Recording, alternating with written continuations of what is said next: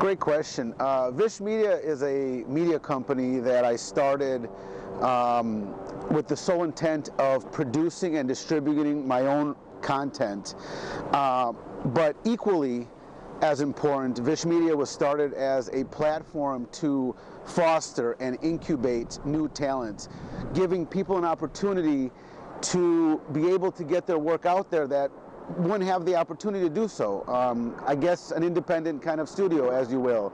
And you know, it's important for us to have people, because everyone has a story, and it's important for us to have people get their story out there. So we incubate that, we foster that talent, we push that talent out there, and we give people the opportunity to get that content out there. So that's what Vish Media is about.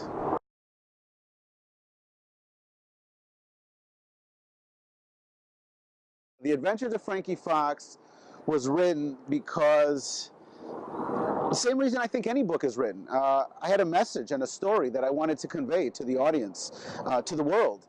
And my belief is there's nothing fundamentally greater than a story, a good story. Life is nothing more than a compilation of stories, so we want to make ours as best as we can. And The Adventures of Franky Fox and the other books that I've written convey a message, and that message and that theme is usually about resilience and perseverance, and life is filled with trials and tribulations and obstacles and adversity, but that's that's a given. It's how we react to those adversities and those obstacles that really define us. And there's no question that it's inevitable that you're going to fall or falter, or something is going to occur in life that's going to knock you off your balance, but it's how you react to that that really defines you.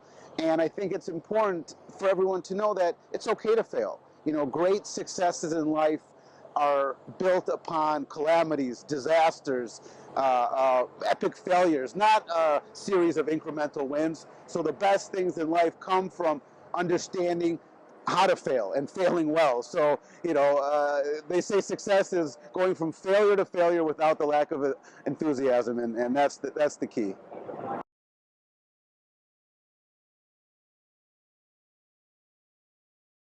The Adventures of Franky Fox is just one series that I've written. I've written over 10 different books, so I've got a couple different series. Let me tell you about Challenge What You Know. Challenge What You Know is a self-help, motivational, inspirational book, which really is a depiction of the journey of my life in a lot of extents. And Challenge What You Know is about trials and tribulations, how I dealt with them, how I dealt with epic failures, how I went through tumultuous situations and emerged victorious. It's a story of perseverance. It's a story of what's life about, what the meaning of things are. And, that meaning is different for everyone, because people have to figure that out for themselves. The same meaning is not applicable for everyone. But Challenge What You Know really it's a handbook on life. It's mind, body, and spirit. It's something that teaches people how to live a better and productive life. And it's kind of do as I say, not as I did type of lesson.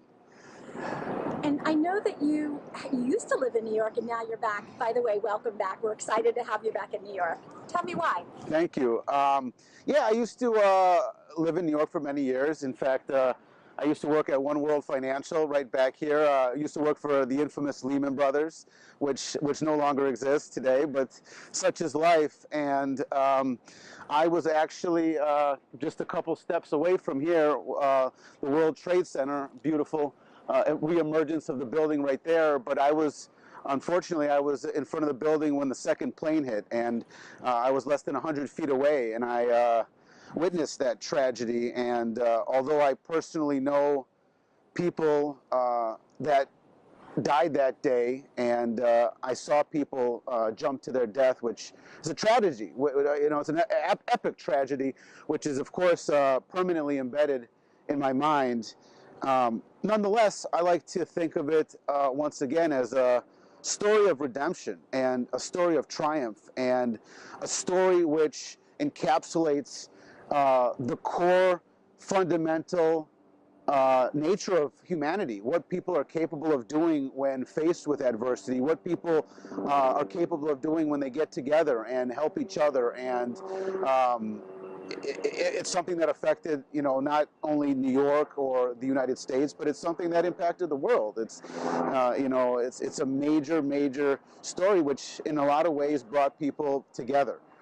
So that commonality is just a great thing, and that triumphant story is a great thing. And you know, it's something that after 9/11, I met at a UJA, which is a United Jewish Association function. I met the developer of the World Trade Center, Larry Silverstein, and I remember in a speech he said, "Behind every great man is an even greater woman," which I couldn't agree with more.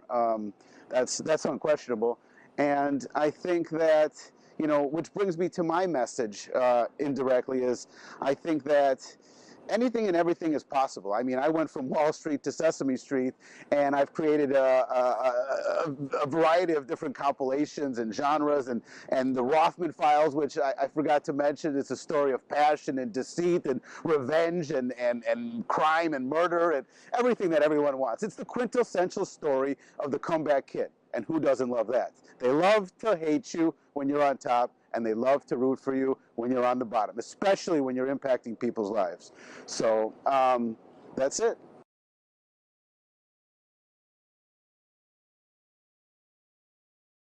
I remember in the early 2000s when downtown was, you know, basically Wall Street, a place where people worked. And that was it. And, you know, when after the bell and shortly after, it became a ghost town, and that was downtown. And what I've seen now with downtown is, you know, and not because of the 9/11 tragedy or things that have transpired, but just through, you know, the emergence of downtown as a community. That's what it's become. It's become a community. It's a place not where people just work. It's a place where people live, and it's a place where people raise families, and it's a place where people, you know, enjoy going out, and the culinary stuff that's been going on here, and everything. I think that downtown is no longer a place to work, but it's a neighborhood, just like Soho or Tribeca or anywhere else where people, they seek it out. It's not just, oh, I have to live here. I want to live here.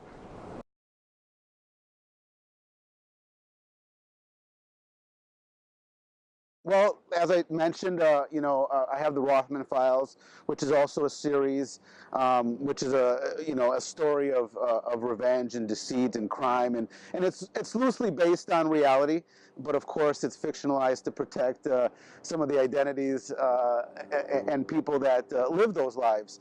Not to mention that we're working on some beautiful things with animation, with the world of Animalon, with 32 different characters that I've created. So that's going to be beautiful with the Adventures of Franky Fox. We're going to take that to a major studio.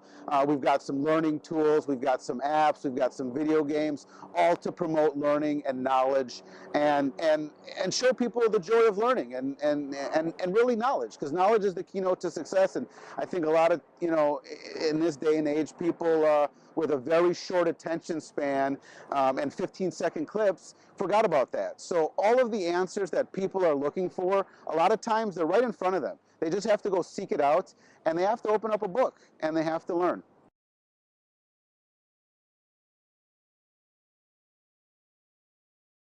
The one message that I'd like to impart to people is never give up. Never give up, no matter what. Follow your dreams. Don't let anybody else dissuade you from what you believe in. Don't let anybody else tell you you can't. They might not be able to, but you can. So just because, don't let somebody else's insecurities dictate your actions. So if you believe it, if you can dream it, it can happen, because those of us who are crazy enough to think we can change the world are the people who do.